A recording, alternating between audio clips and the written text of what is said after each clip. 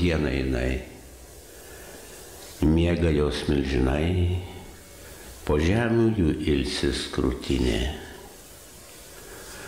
Kaip po audrų didžių, kad ant marių plačių užmiega vilnis paskutinė. Kur garsioji šalis, varius savo vilnis, lyg Dono ir marių juodųjų.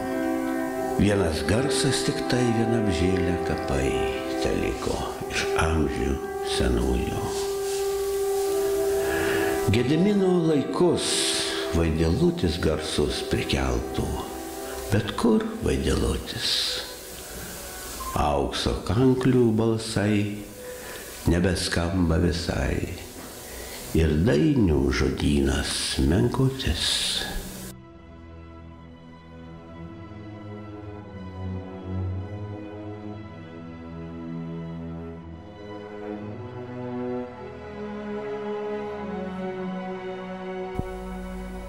Vytauto Landsbergio vardą mes visada siejame su Mikaloju Konstantinu Čiurlioniu.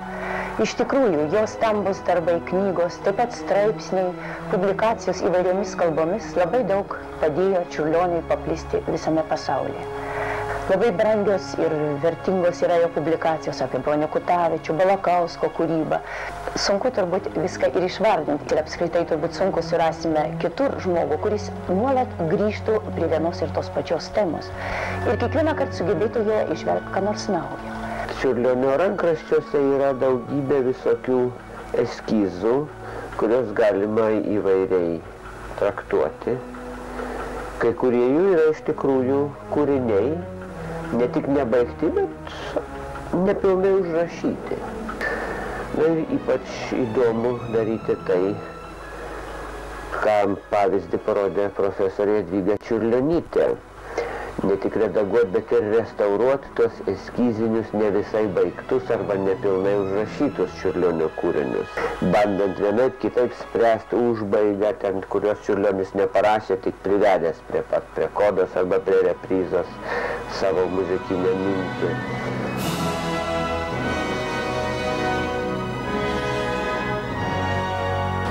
Čia mes esame prie Čiurlionio dailės muziejaus Kaune. Kiekvienas žmogus tikriausiai galvoja ir žino, kad čia saugomi Čiurlionio paveikslai, jo visa dailės kūryba. Bet turbūt ne tiek daug kas žino, kad čia saugoma ir Čiurlionio muzika. Saugoma tiesioginė prasme būtent visi jo muzikos rankraščiai. Taip pat ir jo laiškai ir piešiniai, bet šiandien mes galėsime pamatyti, nuo ko prasidėjo Čiurlionio simfoninė poema Jūra. O čia yra pats seniausias. Pirmas juodraštis Čiurlionio. Ir su data. 1903 metų 8 gruodžio pradėta. Paties Čiurlionio ranka rašyta? Taip. Pirmas eskizas. Ir čia pabaigiau. Varšuva 1907 balandžio 30. Net 5 valanda ryto. Per naktį. Matai, kokia gera nuotaika Čiurlionis rašė. 28 metų buvo, kai pradėjo rašyti. Iš posus krėtė pokštus, vietoje koladžių visokius profiliukus. Čia dar kas įdomu, lietuviškai užrašė pavadinimą. Marės. Dzūkiškai. Yra visokios informacijos, net tose mažose eskizuose, kur paskui nėra čia. Tai tempas, kur pažymėtas, tai akcentas. O čia, kur atversta, mes turim. Štai vieta. Ta temų ekspozicija, didelė dalis, kur vyrauja lėti tempai ir allegro, vidurinė dalis. Allegro pažymėtas Čiurlionio. Bet o čia sempre pianissimo e accelerando, kad reikia įvesti, tai šito didžioji partitūro to nėra ir dirigentai to nedaro. Ir nežinia, ar Čiurlionis atsisakė, ar tiesiog jis ten neįrašė. Dar yra rankraštis. Štai fortepianinių kūrinių knyga, o čia Jūra. 1906 metų, o čia lenta. O ten buvo užrašęs Andante. Irgi yra apie ką pagalvoti.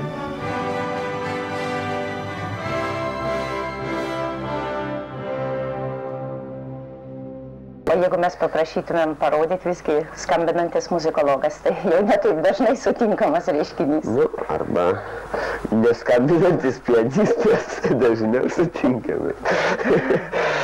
Nu, galiu kokį kūrinėlį parodyti, todėl kad jie iš tikrųjų praktiškai yra nežinomi, niekieno neskambinami, gali būti ir įdomu. Na, prašau. Tai teks pereiti prie fortepijono.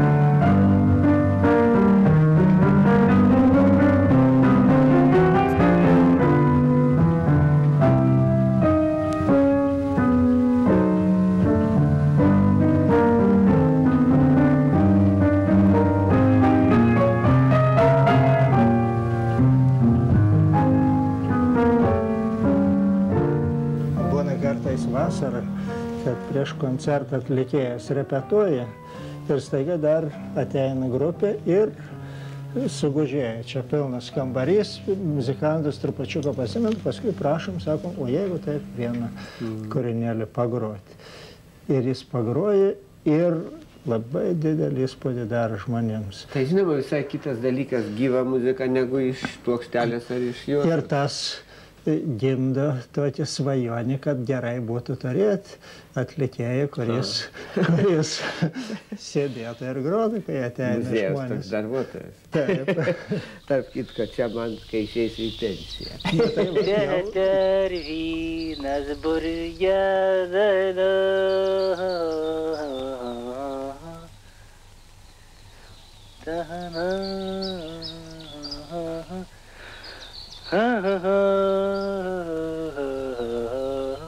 Tai taip.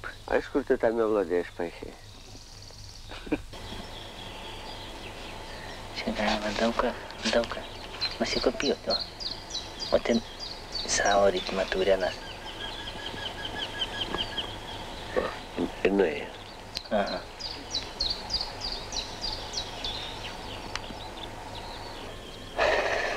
Nu, kaip tu čia įsivaizduoji, kaip tu čia gyvensi? Sakei, kad tai išeisi į pensiją, čia gyvensi. Aš į pensiją išeisiu, taip, tik čia, daugiau nieko. Niekas mane Vilniuje nebepamatys. Už 5 metų Vytautai, o tu kaip? Nu, aš visai pagalvoju, irgi panašiai.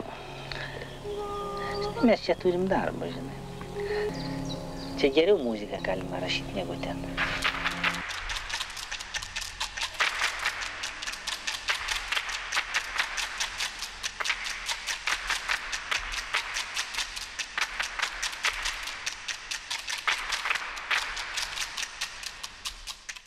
Profesorius Landsbergis, jis mums pirmiausia buvo kaip Čiurlionio pasaulio paslapčių žinovas. Juk tuomet dar pakankamai atsargiai kalbėdavom tom temom, nors jau Gorbačiovo laikotarpis ir buvo įnešę šiek tiek laisvesnio to alsavimo, perestroikos tas vadinamas laikotarpis. Profesorius visada išdrįsdavo kalbėti jau tuo metu drąsiai be užuolankų, kas yra. Ir jo toks, žodis kaip deimantas, kuris labai ir aštrus, bet jis taip iš karto tavo paieškos erdvėse suspindi įvairiausiam spalvom, kad vedė į paiešką kažką daryti, aukoti, degti tuo idealu. Svarbu, kad būtum degantis, o ne rusenantis. Tai čia savotiškai irgi parafrazė Biblijos, bet čia būdavo ir profesoriaus tokia provokacija, kad reiškia, kad būtų degantis, nerusenantys žmonės.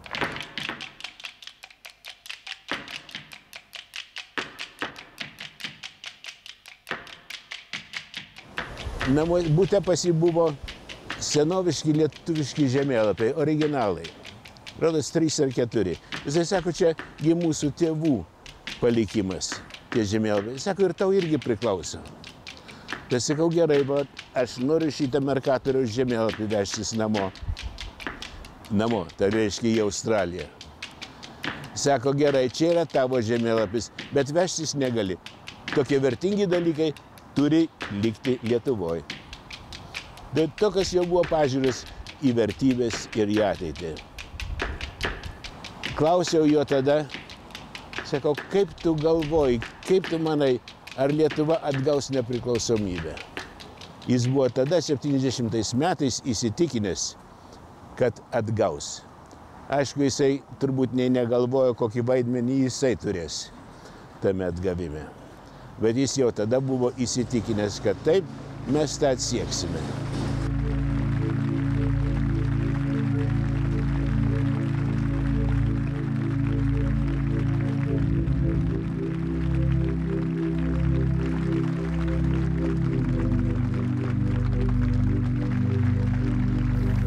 Kas jungia mus visus, kas čia bebūtume. Lietuviai, lenkai, rusai, žydai. Žmoniškumas ir gyvenimas. Likimas, istorija arba Dievas, kaip kas supranta, davė mums šitą žemės gabalėlį, kuris turi tokį gražų vardą – Lietuva.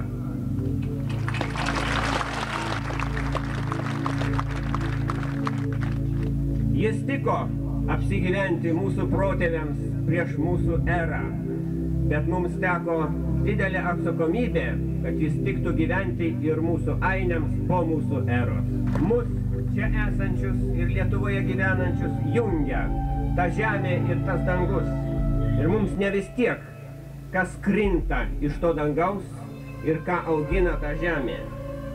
Mums ne vis tiek, koks yra mūsų ir koks bus mūsų vaikų gyvenimas.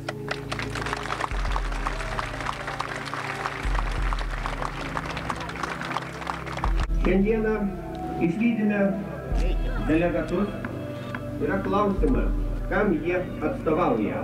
Nenorėdami užgauti, mes vis dėlto konstatuojame, kad jie nėra čia esančių ir visų kitų mūsų remiančių delegatai, bet jie gali tapti mūsų delegatais. Jeigu delegatai grįš iš Maskvos, priėmė kartu su kitais delegatais žmonėms ir Lietuvai gerus nutarimus, mes pasakysim, tai buvo mūsų delegatai. Jeigu ten bus priimti blogi nutarimai, bet Lietuvos delegatai balsuos prieš arba išeis iš balsavimo, mes pasakysim, ten buvo mūsų delegatai.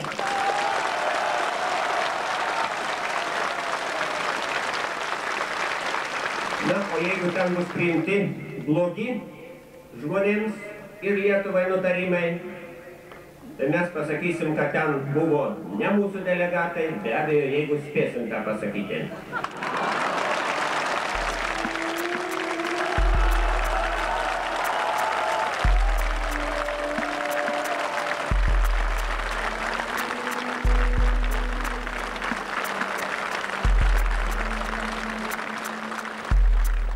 O kaip tai atsitiko, kad aš suteikiau pirmenybę tokio pobūdžio visuomenės darbui?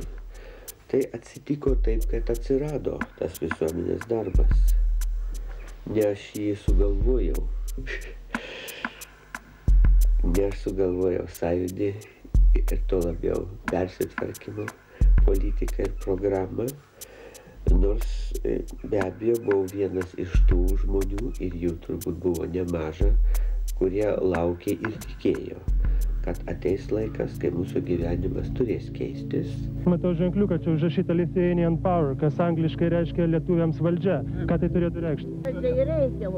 Tai, ką jūs labai teisingai perskaitėt ir ką perskaitėt, tai reiškia jisai. Bet ką jis jums reiškia? Ką tas užrašas reiškia? Norim, kad Lietuva būtų laisvai. Mes čia susirinksime prisiminti Stalino ir Hitlerio aukas. Mes puikiai žinom, kada žmonės buvo terrorizuojami, varomi nuo savo žemės, kada gulėjo lavonai nušauti ir sudeginti, ar tai kaimo triboje, ar tai miestelio aikštėje, o su orkestrėliais važiavo raudonosios gurguolės. džiaugsmingai atiduodančios valstybei vienintelį negausų derlių. Mes išvažiuojam parnešti Lietuvai saulės, naujajai Lietuvai Stalino konstitucijos saulės.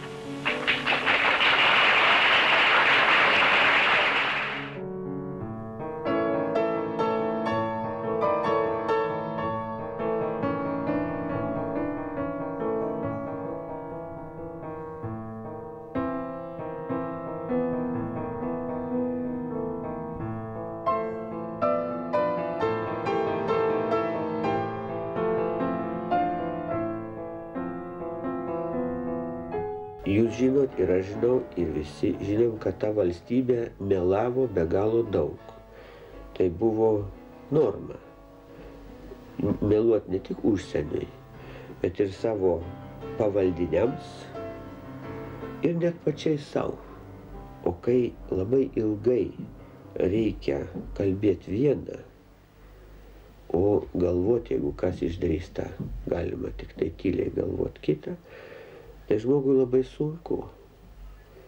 Ir galbūt jis viduj palūžta ir pradeda iš dalies galvoti taip, kaip kalba, o ne tai, ką mato ir ką galvotų, būdamas mąstanti būtybė. Šitą prašymą aš iš karto šiandien part pas mus biuro posėdis ir perduosiu. Kaip jau delegatai bus. Draugas Landsbergis, prašau. Aš norėčiau pasakyti keletą minčių, vis dėlto turbūt pagrindiniais klausimais, kurie liečia tiek mūsų respubliką, tiek ir visą šalį. Tas klausimas yra arba. Arba persitvarkymo, atsinaujinimo, demokratizacijos jėgos arba biurokratija. Šita skiriamoji linija, mes puikiai žinom, eina per visą struktūrą valstybės ir visuomenės. Ji eina ir per partiją, ji eina per valdomosius organus, eina ir per asmenys. Tikriausiai labai nesunku įsivaizduoti asmenys, kurie galbūt ir nori persitvarkymo ir bendros pažangos, bet ir gailėtųsi privilegijų, kurias teikia kol kas esamoji padėtis. Galbūt patiktų persitvarkymo teikiami bendri pagerinimai, bet užgauna viešumas, kada buvę neklaidingi vadovai, kurių niekas nedrįsdavo kritikuoti, staiga turi atsiskaityti prieš visuomenę. Yra partijoje taip pat sudėtingi procesai, tas labai aiškiai matoma. Čia yra dauguma partiečių, bet čia nėra profesoriaus Jarmalavičiaus mūsų tarpe. Ir štai kas tada toliau seka. Kaip įveikti biurokratizmą, kuris trukdo pažangai ir persitvarkymui. Gerbiamas sekretorius labai tiksliai išvalgiai pasakė, kad biurokratizmas tai savybė, bet tą savybę skatina ir pareigybė kai kada. Iš to sektų išvada, kad žmonės, kurie turi tokių savybių, neturėtų patekti į tokias pareigybės. Arba jeigu jiems esant tose pareigybėse pradeda bujoti tos jų savybės, reikia jų atsisakyti. Galiu tik paploti raštą. Antra gerbiamo sekretoriaus mintis, kad biurokratai nenori atiduoti savo galios. Tai labai akivaizdu ir suprantama. Bet kokia išvada seka, tą galią reikia atimti. Kas ją gali atimti? Kaip tik toks gimė mūsų sąjūdis ir kaip tik todėl jis būtinai turi būti platus, jis turi turėti rėmimo grupės, jis turi apimti visuomenę. Tai bus ta jėga, kuri padės pažangiai partijos daliai įveikti konservatyvėje partijos dalį. Ačiū už dėmesį.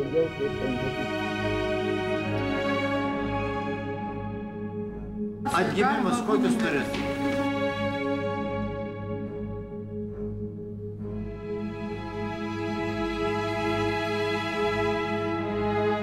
Galų galia valstybė taip pat yra ir procesas, ir kūryba.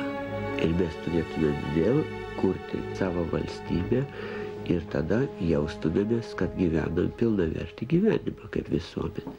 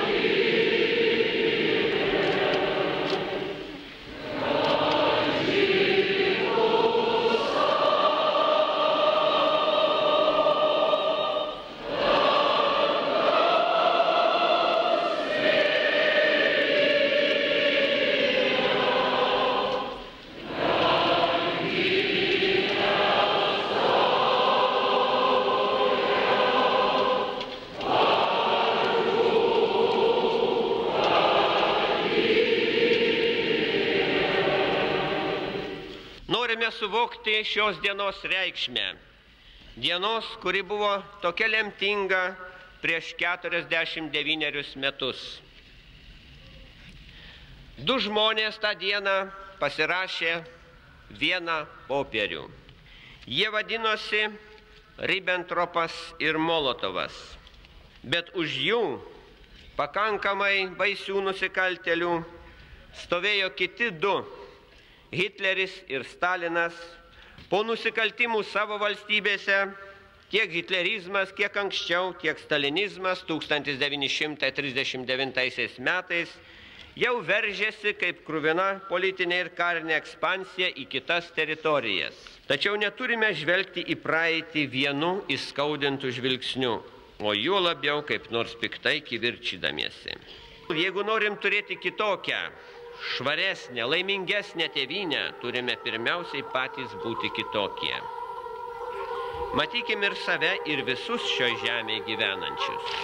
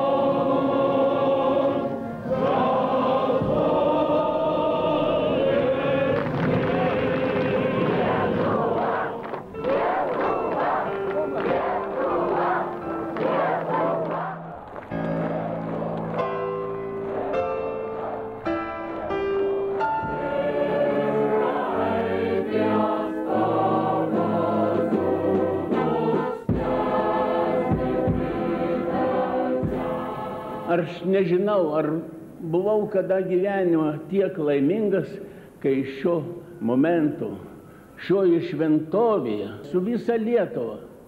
Visa Lietuva čia pat. Ši šauno sambuvė šios dienos skelbiu atidaryta.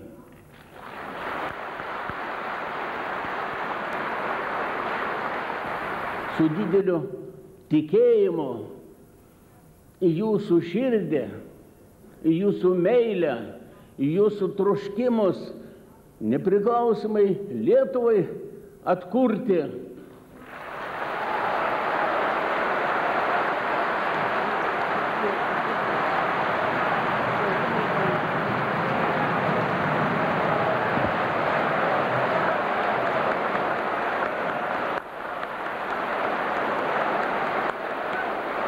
Lietuva, Lietuva, Lietuva.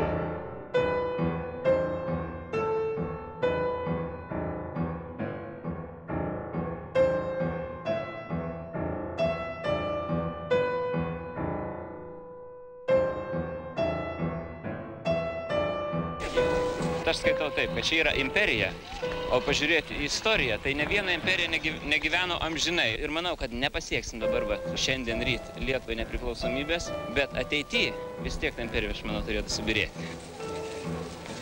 Mūsų teisė yra būti šioje žemėje, dirbti ją taip, kaip patys išmanome, statyti ar nestatyti joje įmonės, gaminti jose tai, ką patys nutarsime gaminti. Šios teisės nedera nei nužemintai prašyti, nebūtina ir nepaprastai iškilmingai skelbti, o būtina ramiai, rimtai, oriai jau šioje sesijoje pasakyti, tokia yra mūsų teisė.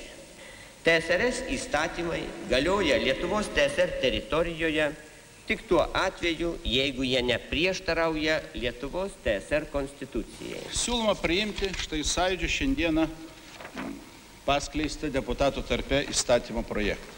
Ką tai reiškia? Šitą įstatymą priėmė prieš 2 dienas estai. Šiandieną estams yra pasiūlyta sušaukti rytoj naują sesiją ir atšaukti šitą įstatymą. Kam mums Lietuvai reikalingas vienadienis, kaip tas drugelis įstatymas?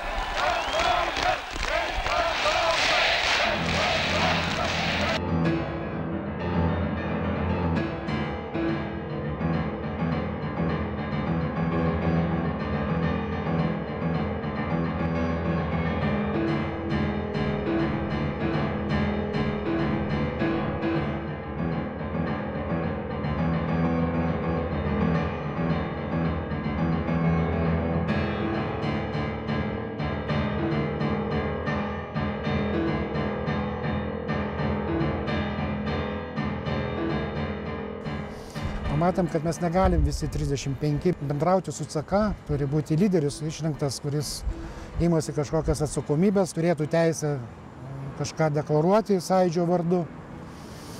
Ir po įvairių diskusijų buvo, kiek pamenu, 2 kandidatūros, tai Romualdas Ozolas ir Vytautas Landsbergis. Kas už draugo Landsbergio kandidatūrą, prašau pakelti rankas.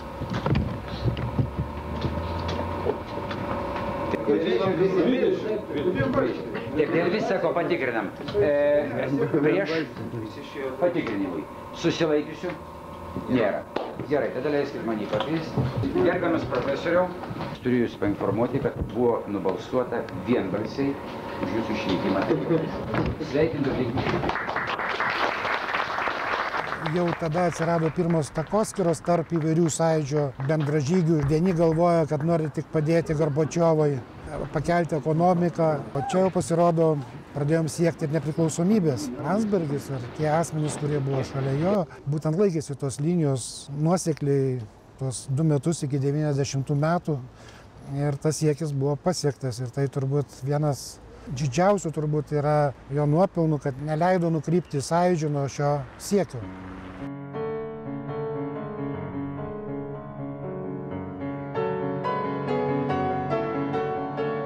3 kandidatai yra.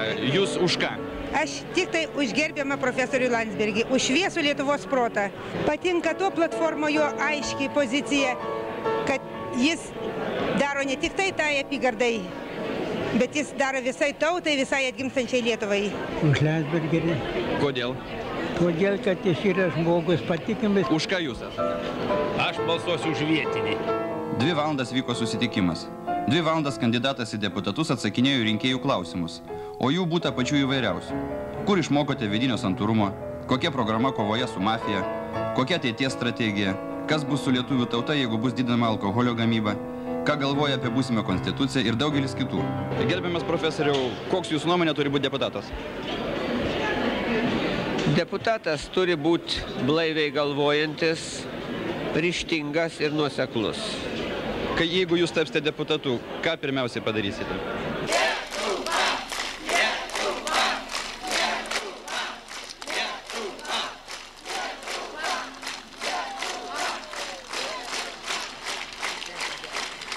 Važiuosim į rytus, nors ir už dyką. Deputatai važiuoja už dyką, šiek tiek kitaip, negu važiavo mūsų tėvai ir broliai. Ir dainavo ne tik graudžias dainas, dainavo ir kažkokią linksmą, mes važiuojam už dyką, negirdėtas tai dalykas.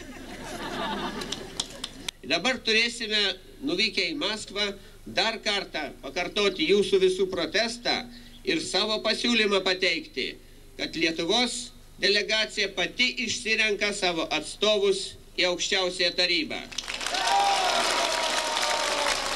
Štai dar svarbus klausimai.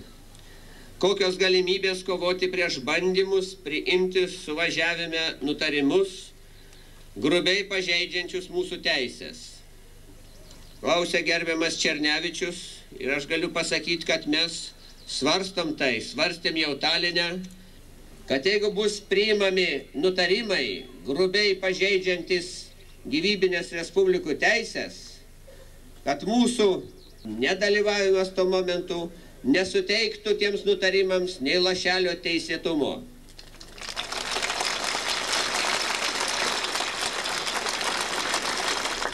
Štai yra visokių įstatymų, kurie mus varžo, apriboja ir skriaudžia. Yra įsakų, pavojingų labai, ne tik mums, bet ir apskritai demokratijai, žmonių teisėms. Įsakų, kurių mūsų aukščiausioji taryba jau nusižengdama liepimui, juos toj pat pas save patvirtinti, netvirtino.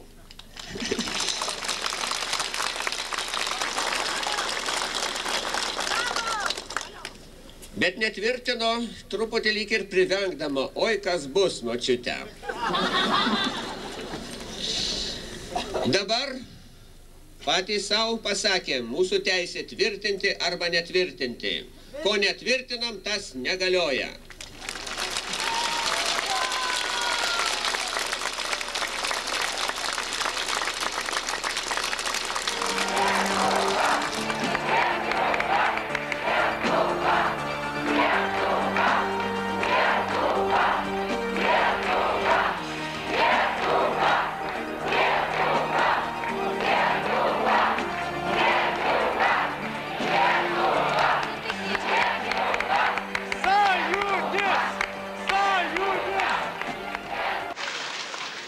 Товарищи депутаты, слово предоставляется депутату Ландсбергис Витаутовичу, профессору Государственной консерватории Литовской ССР.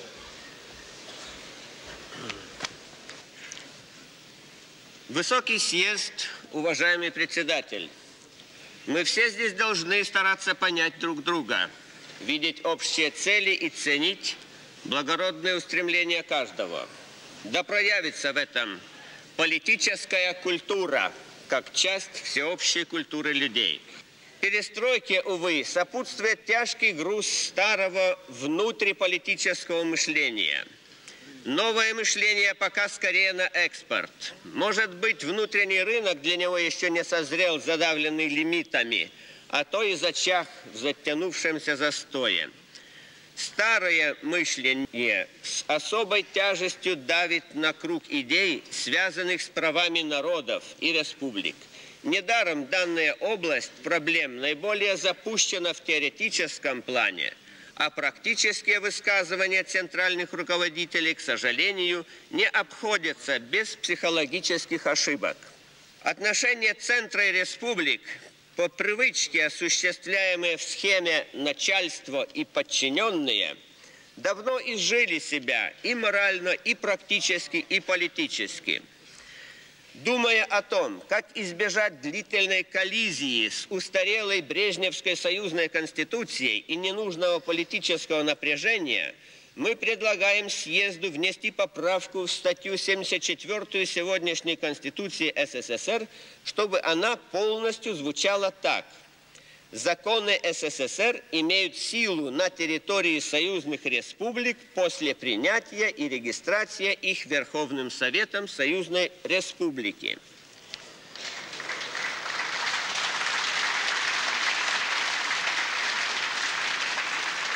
Пользуясь случаем, я вручаю в виде законодательной инициативы данное предложение съезду от группы депутатов из Литвы.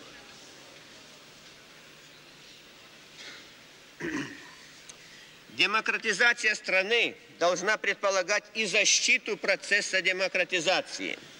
В связи с этим хочется припомнить принятое в Таллине 14 мая сего года Балтийской ассамблеей народных фронтов, в том числе Литовского Союза, адресованное сюда обращение к съезду народных депутатов об угрозе войны государства против своего народа. Оно должно быть зачитано отдельно и распространено как документ съезда, призывающий определить функцию вооруженных сил как исключительно оборонную и применяемую лишь в случае нападения извне. Эти положения входят и в более обстоятельное обращение к съезду народных депутатов СССР, подписанное 50 депутатами от Латвии, Литвы и Эстонии, в котором, как законодательная инициатива, предлагается решение Верховного Совета СССР, заключающее в себе пункт 4. Расформировать воинские части, принявшие участие в убийствах и насилии над гражданским населением в городе Тбилиси, как обесчестившие себя.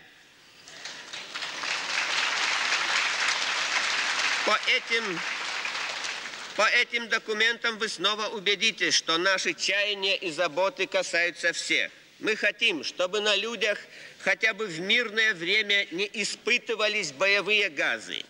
А съезд, отвечающий сегодня за судьбу демократии, должен бы заранее лишить всякой видимой законности любой из возможных наполеоновских или пиночетовских переворотов. Позволю себе припомнить вам, речь идет о формальном праве министра внутренних дел единоличным решением пускать в действие специальные силы и о праве Президиума Верховного Совета СССР объявлять особое положение даже на территории всей страны сразу. То есть, скажем, пленив Михаила Сергеевича, открыто объявить себя правящей хунтой. Действительно ли мы согласны наделять их такими чрезвычайными полномочиями безо всякого народного контроля?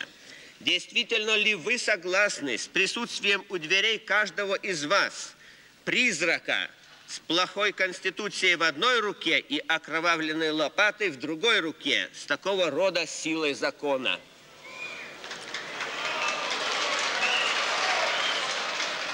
Литва, во всяком случае, не согласна.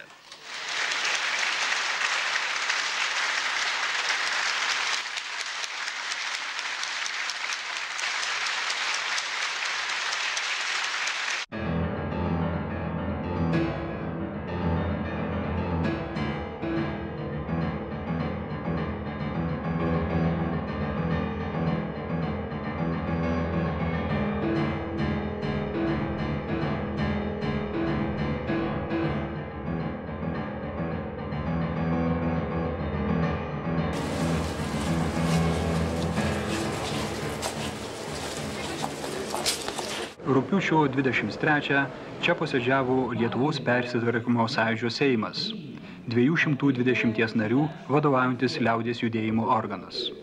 Savo rezoliucijoje sąjūdis pakvietė tautą sukurti nepriklausomą demokratinę Lietuvos Respubliką, nepavaldžią Tarybų Sąjungos administraciniai sistemai ir jurisdikcijai. Tokiam šios dienos sprendimui sąjūdį paskatino ir 1,5 milijono parašų. Tiek žmonių pasirašė reikalaudami likviduoti slaptųjų nacių sovietų suokalbių pasiekmes, visų pirma, išvesti okupacinę kariuomenę ir netrukdamai leisti pačioms tautoms nustatyti savo politinę, socialinę santvarką. Tas teises žmogui ir tautai duoda matyt prigimtis, jų buvimas šitame pasaulyje. Tautos tai Dievo mintys, skirtingos, įdomios Dievo mintys. Ir kas gali pasikesinti, pakelti ranką prieš Dievo mintį? Aišku, kad tik tai šėtonas. Ir didžiam kaimynui, ir pasauliui. Pasakėm, kad norim gyventi kaip žmonės.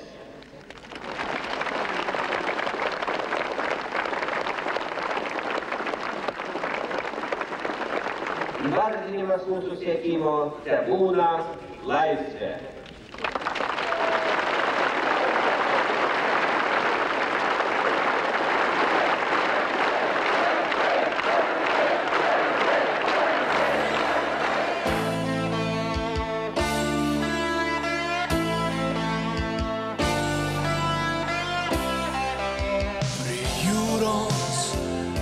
miegas asestrys, jas slegia pančiai neviltis, vajoja lyg elgeta pajūriu, dvasia tautų garbės. Bet varpas likimo nuaidi vėl, jūra šiaušia bangas. Tai sesės iš miego kyla jau apginti savo garbės. Bunda jau Baltija, Lietuva, Latvija, Estija. Bunda jau Baltija, Lietuva, Latvija, Estija.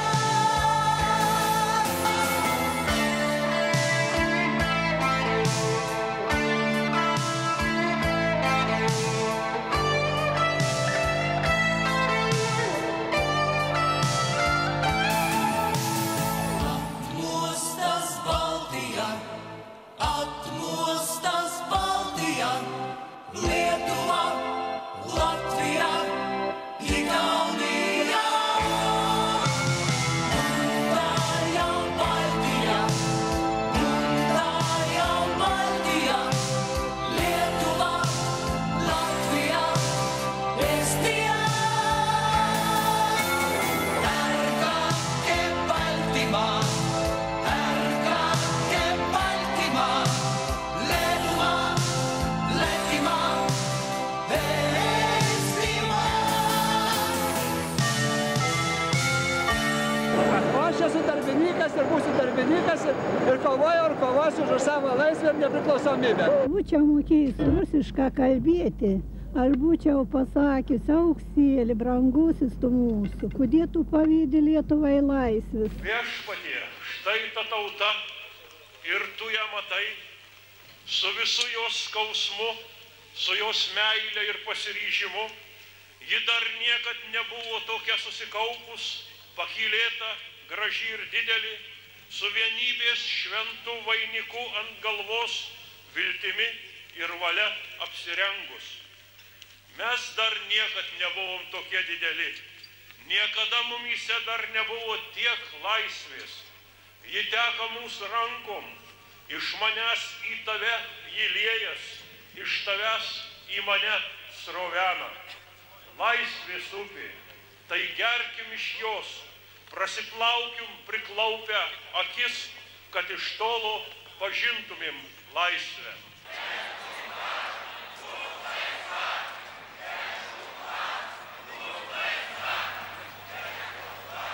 Piliečiai ir Lietuvos draugai, граждане и друзья Литвы, обывателя и приятеля.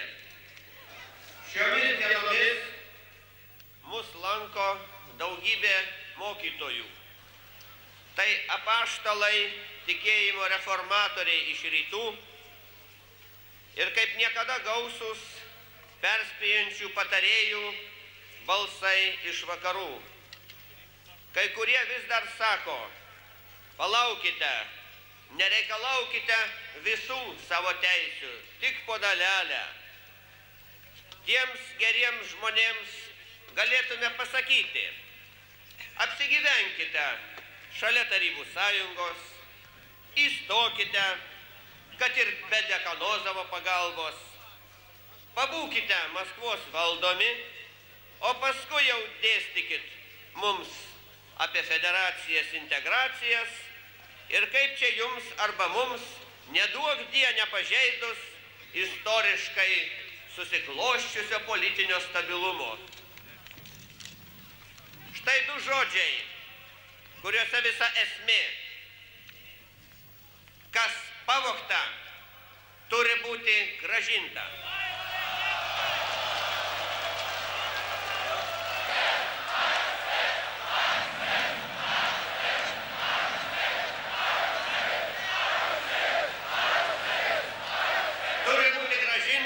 nors pats vagis ir gulėtų garbinguose kapuose aplink raudoną marmuro mauzoliejų, bet jo grobę paveldėtojai turi grąžinti Lietuvai valstybės nepriklausomybę. Esame čia, Lietuvos širdyje, ir niekur nesitrauksime.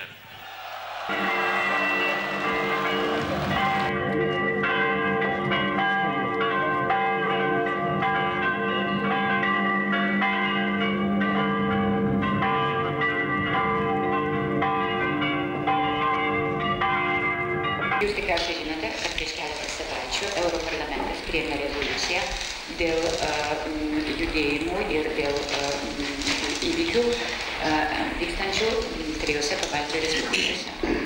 And therefore we thank you for your invitation, which gives us an opportunity to listen and to get information about what is happening here. Ką Lietuva duos pasauliui savo nepriklausomybę? Tarp kitko paklausė svečiai.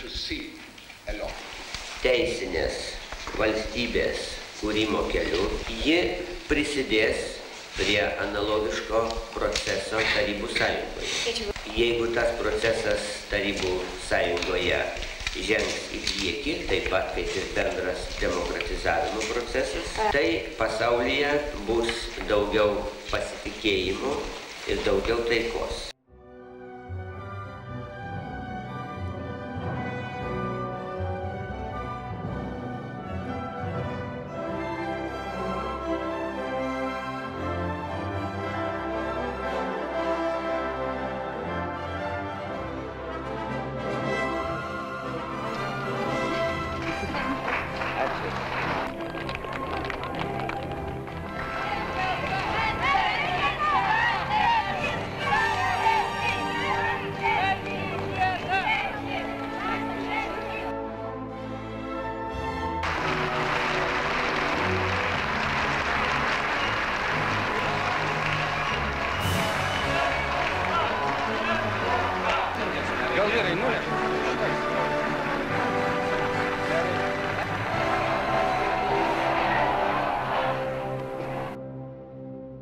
Ir nuo šiol Lietuva vėl yra nepriklausoma valstybė.